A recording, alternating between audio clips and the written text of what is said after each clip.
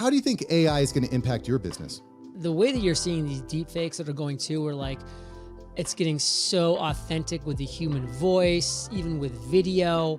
I mean, pretty shortly it's going to be like, these endless and countless amounts of AI, audio only and video podcasts that are going to be like interviewing other people or interviewing each other and delivering so much more and better value than, hypothetically you or I could, because, our knowledge is of course going to be limited to what we know, but I mean, AI knowledge can be virtually unlimited. I think it's important that we're just understanding that every industry has the possibility of being disrupted in a major way very shortly, and it may not be very shortly, but it's a possibility that it could be very shortly. So what's up, action taker? Welcome back to After Hours Entrepreneur. Today we're joined by John Lee Dumas, host of Entrepreneurs on Fire podcast, an award-winning podcast with over 136 million downloads. And today we are bringing you the heat. You're really going to want to pay special attention to our conversation on artificial intelligence.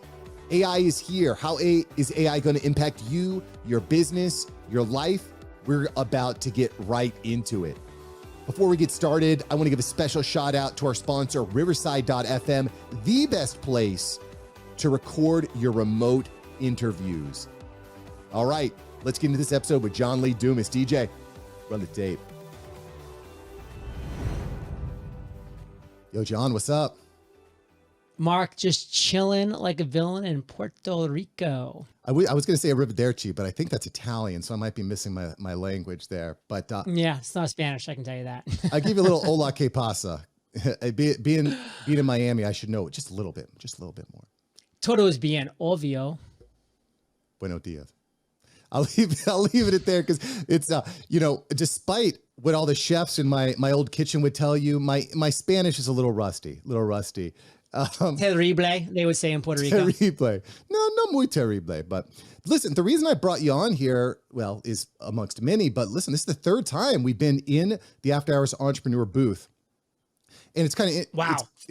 Third time's a charm. I imagine that a lot of shows you go on don't continue going, but it's just kind of cool to see your journey continue to go over the past several years, as well as mine. And I, it's been about a year since we last spoke. I'm just kind of curious. Over the year 2022, what's something that you're really proud of accomplishing over the past year? I'm really proud of taking my health and wellness to the next level. I did a lot of cool things. I did a 10-day water-only fast at a retreat up in Santa Rosa, California. That was fantastic. I've really upped my nutrition game. I've dialed in my weight training. I'm really active when it comes to walks and stretching and yoga and infrared sauna, red light therapy, cold plunge. I play pickleball quite a bit. I get out in the, I'm out in the sun getting natural vitamin D. So at 43 years old, I'm about as healthy as I think I could be right now. There's always room for improvement, which is good, but I'm right there on the edge and feeling great. So how would you say this fitness has impacted your business? I mean, listen, the healthy person wants 1,000 things. So guess what? I'm a healthy person. I want 1,000 things. The unhealthy person only wants one thing, and that's to get healthy. So guess what? When you're unhealthy, there's only one thing you can focus on. It's not your business. It's not your love life. It's not your kids. It's getting healthy. Because when you're really unhealthy, that's all you can focus on. So it's impacted me positively in every way. Dig it. What do you eat for breakfast? So I have an unbelievable smoothie every morning for breakfast, along with 4 Sigmatic mushroom coffee. And honestly, I wake up in the morning and I take a 3-mile walk with my dog before I do anything. Actually, I hydrate right here. I've got a water station. So I get my electrolytes in, I get my vitamin C in, and then I take my dog on a 3-mile walk. And the moment I wake up and while I'm walking, like, I'm really looking forward to this smoothie. And it is like super healthy, but it's super good. Something I picked up from James Clear's Atomic Habits this past year was, you want to implement a new positive habit, you got to dangle a carrot. You have to have a benefit at the end of it. So that smoothie sounds like a pretty fortuitous goal. Yeah. I'm actually like, should I have another one today? Like, it's that good. And what was that book called again? Atomic Habits. Oh, okay. I haven't heard of it. Atomic Habits. Super good. James Clear, New York Times bestseller. If you haven't read it, By far my favorite book of the year that I read. How about you, John? Any particular book you read this year was like mind blowing? I've become a reader in my olden days, so I'm always looking. Shantaram. Shantaram's an amazing book. It's about a New Zealand guy who escaped from an Australian prison to Bombay, India, to make a life for himself. And they actually just released an Apple Plus series on it as well. That I'm kind of watching the series as I'm reading the book, which is kind of interesting. And it's both are well done. Dig it.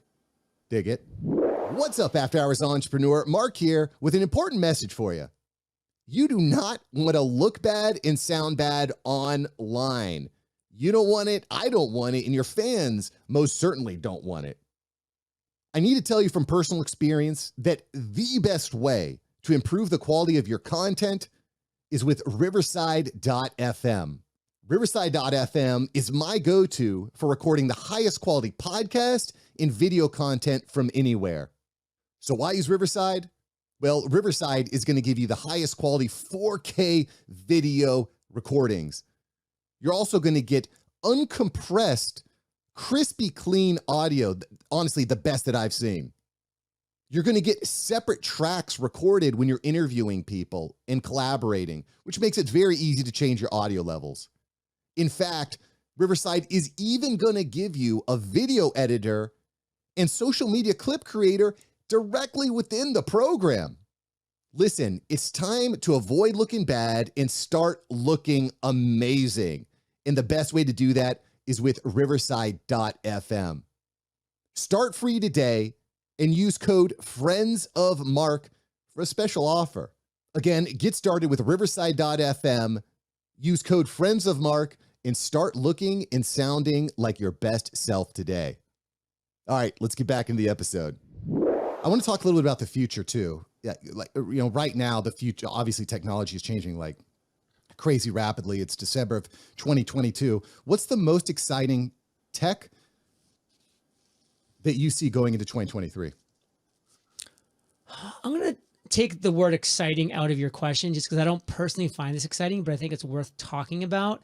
And that's just AI in general. Like, it's crazy what I'm seeing right now in this world of like, I could write like pickleball in like the top of this AI thing, and I could have in a click of a button a beautifully written 2,000 word article or paper or essay on pickleball that's so much better than I could ever write with hundreds of hours of research, and in seconds. And like, that's scary, that's crazy. It's gonna really be just it's going to be disruptive in a lot of ways for a lot of people that are like copywriters that do different things in social media.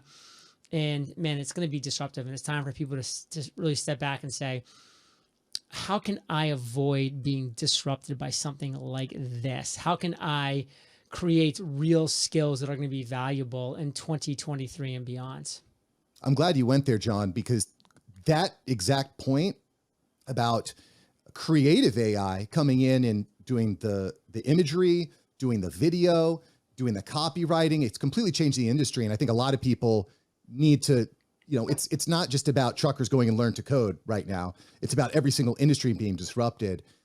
I'm wondering, on your side, you've run one of the most successful podcasts on planet Earth, Entrepreneurs on Fire. How do you think AI is going to impact your business? I mean, the way that you're seeing these deep fakes that are going to, are like, it's getting so authentic with the human voice, even with video.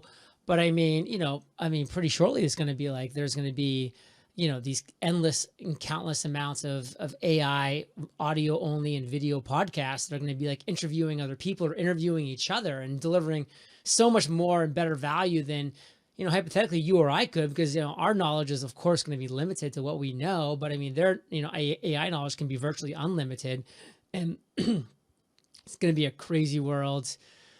You know, I think it's important that we're just understanding that every industry has the possibility of being disrupted in a major way very shortly. And it may not be very shortly, but it's a possibility that it could be very shortly. So I'm developing other skill sets. Like I'm taking, for the first time in my life, even though in my past corporate America life, I was in corporate finance. So I've always kind of been around and knowledgeable of field, but I'm taking like a stock options trading course. I'm trying to like diversify my skill set and my knowledge. So if I ever get disrupted in a major way, I mean, I've had an epic 10-year run. I mean, how much more can I really hope for and really expect? I mean, we could be talking in 10 years from now, and I might have had another 10-year run, on the tail of this.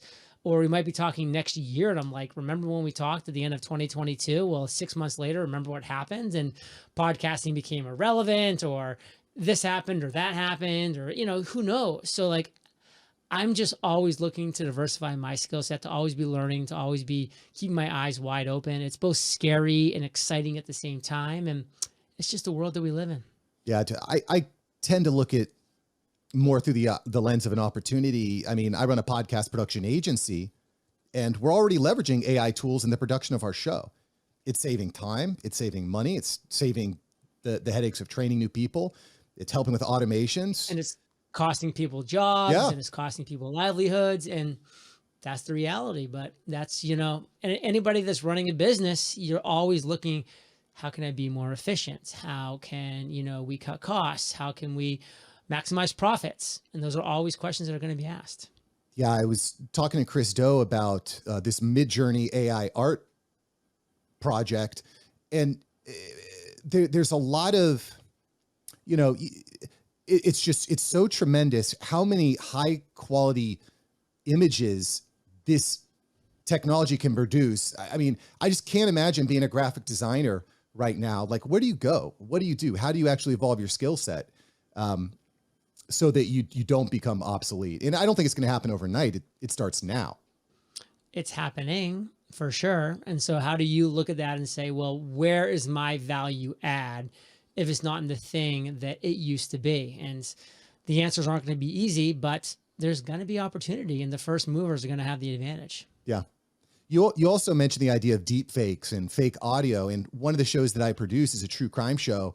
And the defense attorney on there was saying that, audio recordings and audio admissions are basically worthless now because the AI is so sophisticated.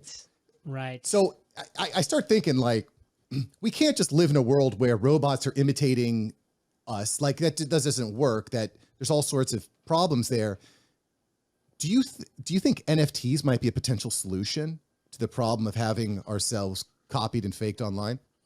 I don't know enough, honestly, about the NFT, the blockchain, about that kind of world to really comment on that with any form of like expertise. I mean, I think it's going to be really interesting what happens. I think there's some great companies out there, both layer 1 and layer 2, like layer 2 specifically being like companies like Polygon and Polkadot, who are doing some really cool things. They're going to make, it really interesting on what we're able to prove that's unique, that's non-fungible in all of those areas.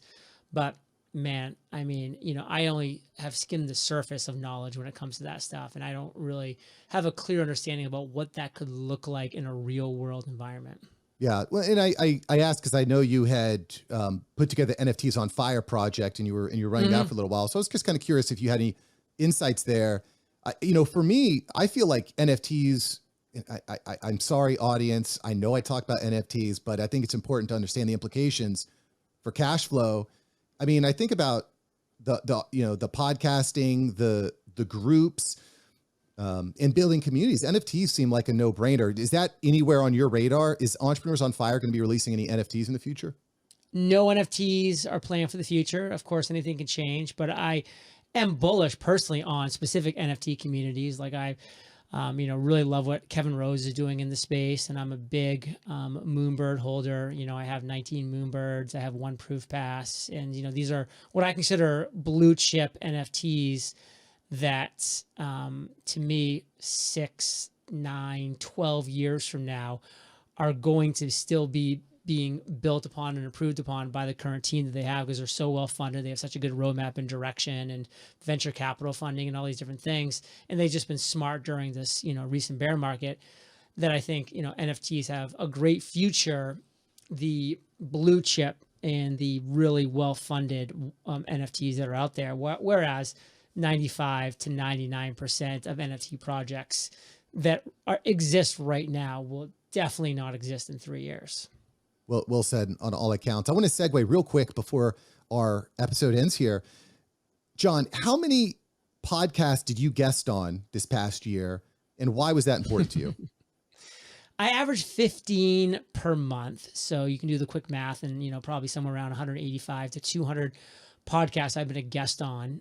And to me, that's always going to be a constant in my life as long as I'm running Entrepreneurs on Fire, because I know one certain truth, which is podcast listeners listen to podcasts. So knowing that truth and knowing that every single person who's listening to this podcast right now listens to podcasts, I want to say, how can I deliver value to you, the listener right now, to maybe entice you to make Entrepreneurs on Fire one of the 7 podcasts that you listen to, because the average podcast listener, Mark, listens to 7 podcasts. So I want you to keep listening to Mark's podcast and the other ones he produces, because they're fantastic. That's why you're listening right now.